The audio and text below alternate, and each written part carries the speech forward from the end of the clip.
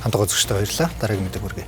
Чингэлтэй дүүргийн 6 дугаар хорооны Централ апартмент 20 дугаар байрны тоглоомын талбайд хүүхэд тоглож байгаад унаж хөлөө хувгалсан тохиолдол гарчээ.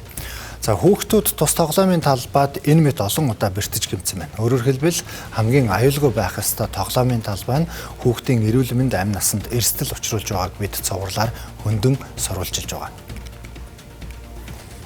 За тус тоглоомын талбайг 2018 онд Централ апартмент 20 дугаар байрны ашиглалтанд ороход нь байгуулж байсан. За 56 айлтай бөгөөд ойролцоох байрны бага насны хүүхдүүд дээрх тоглоомын талбайд тоглодог байна. Харин тоглоомын талбайг тусгаарласан ханшлагыг 2 жилийн өмнө хашаа арга хэмжээний хүрээнд буулгажээ.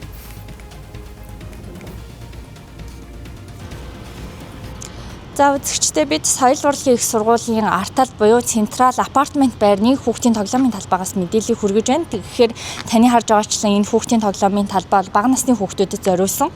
Гэхдээ одоо энэ гусуур дээр хүүхдүүд гуслаа гэхэд доотлолт нь ямар нэгэн зөөлөвч байхгүй учраас хүүхдүүд шууд унж бишдэх ийм эрсдэлтэй байгааг та бүхэн харж байна. Түүнчлэн одоо энэ эргэн тойронд ийм хашаа байсныг нь авснаас үүдэн одоо ийм боолт бүхий эрэг шуурга ингэж үлдсэн. Үүн дээр хүүхдүүд бишдэж гэмтэх эрсдэлтэй байгаагаас гадна автомашины зогсоолтой ийм залгаа учраас автомашинууд орж ирэх хүүхэд эрсдэх ийм нөхцөл үүсдэг байна. Түүнчлэн эргэн тойронд ямар нэгэн хашлага байхгүйгээс хүүхдүүд унаж бишдэх өндөр эрсдэлтэй байгаамаа. Тэгээ сургуульд очиж тоглож байхдаа манай ангийн хүүхдүүд ингээ 250 10 байхдаа хөөцсөө тоглож байгаа буюу тэр дээр давчантай гарч аваад өсрөх гэсэн буухтай ингээд хөлөө болт. Энд чинь зарим нэг 2-3 хүүхэд тэр доош унш бүр хөл гараа гэмтээжсэн. Тэгээд энэс бол 10 хүүхэд унжсэн. Манай дүү бас гэмтчихсэн. Манай найзын дүү энд бас зөндөө гэмтчихсэн. Яаж гэмтсэн бэ?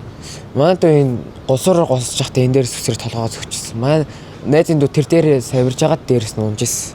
Зөвхөн энэ тоглоомын талбай шөөрэй зүгээр бүх тоглоомын талбай тийм амар аюултай байдаг. Би багадаач зөндөө ерөн унж бэртчихсэн. Тэгээл ерөн амар травматай болчихсон. Нэлээд өндөр сонирхнаад. Ийм байдалтай ер нь бол бараг 2-3 жил болсон. Тэгээд айгүй эрсдэлтэй. Зарим машинууд энэ нөгөө нэг хаалтаа даваад тоглоомын талбай руугаа ороод тогтсон байдаг байхгүй юу? Тэгээд тэгэхээр хаяа ингээ бүр даваад гарчин. За элдв янзын бүр айгүй эрсдэлтэй жолооч нар бүр ингээ ийшээ ороод ирэхийг үгүйсэхгүй байхгүй юу? Тэгээд миний хувьд болохоор энэ Монголд дийлэх тоглоомын талбай хүүхдийн одоо тоглоомын талбай шүү дээ. Чанарын шаардлага дайдаа нийцэхгүй байгаа л гэж бодож байгаа. За хүүхдүүд аюулгүй орчинд тоглож хүмүүжих хэрэгтэй. Гэтэл олонх тоглоомын талбайн тоглоомууд эвдэрч гэмтсэн, төмөр хадаас шурган ил гарсан. За хүүхэд аюултай нөхцөл байдалд байхаар байна. Харин хариуцсан байгууллагууд асуудлыг нэгээс нөгөө рүү шидэх маягтай асуудалд хандаж, зүхтаж, шийдлгүй үлдэж байна. Бид нураалахгүй ингээд тоглоомын талбай ийм байна гэсэн чинь юу яагаад чи нураасан байхгүй тэгэнгүүт одоо засал хайжруулж хөөч аюулгүй болгосон юм юу ч байхгүй одоо хайд надад бүр аргаа бараа хороо 3 удаа өвдөл өгсөн тэгээд янзлж өгөхгүй бол өөртөө одоо янзлах гал нөгөө компаниуд энэ төр хөөцөлтөл байгаа юм.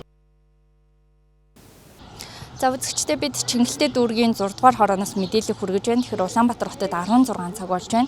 Яг одоо л хорооны засаг дарга эзгүй, харин хорооны зохион байгуулагчийн зүгээс хүүхдийн тоглоомын талбай асуудлыг дүүрэгт одоо уламжилсан гэдэг ийм тайлбарыг хэлж байгаа юм.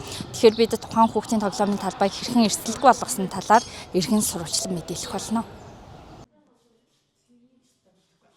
Та яриа өгөх боломжтой юу энэ хүүхдэд